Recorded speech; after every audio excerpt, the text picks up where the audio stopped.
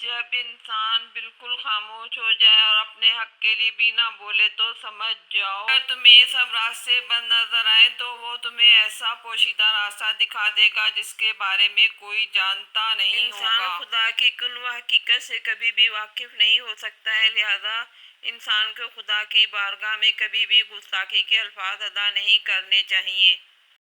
خدا کی حقیقت انسانی عقل سے بہت بلند ہے، اتنی بلند کہ اسے بیان بھی نہیں کیا جا سکتا ہے۔ جلال الدین رومی کہتے ہیں، میرا دوست صوفی تو موجودہ لمحے کا ہی دوست ہوتا ہے، کل کی بات کرنا میرا طریقہ نہیں۔ دنیا دار صبح کو نہ عبادت میں لگتا ہے نہ اس کو منہ دھونے کی فرصت ہے، نفع کے لیے بازار میں دوڑا جاتا ہے، اپنے لقمے کی تلاش میں دوزخ کا لقمہ بنا ہوا ہے۔ فرمان مصطفیٰ صلی اللہ علیہ وسلم آدمی کا اپنی زندگی میں ایک بھی درہم صدقہ کرنا اس سے بہتر ہے کہ وہ مرتے دم 100 درہم خیرات کرے۔ جلال الدین رومی جس طرح انسان کا نجاستوں سے آلودہ بدن نماز کے لائق نہیں ہے، اسی طرح برا اعمال نامہ دائیں ہاتھ کے لائق نہیں ہے۔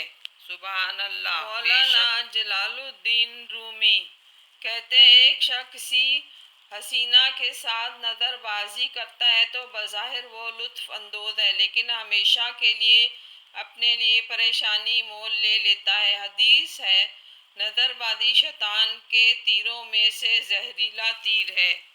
مولانا جلال الدین رومی بے وقوفوں کے نزدیک سونا جان سے بہتر ہے، عقل مند روپے پیسے کو جان کی خیرات سمجھتے ہیں۔ جو لوگ آخرت کی دولت کے مالک ہیں، ان کی عقلوں پر کوئی جادو، مکاری اور فریب پردہ نہیں ڈال سکتا۔ مولانا جلال الدین رومی رحمت علیہ کہتے ہیں کہ درد دنیا کی دولت سے بہتر ہے، تاکہ تو تنہائی میں اللہ تعالیٰ کو پکارے۔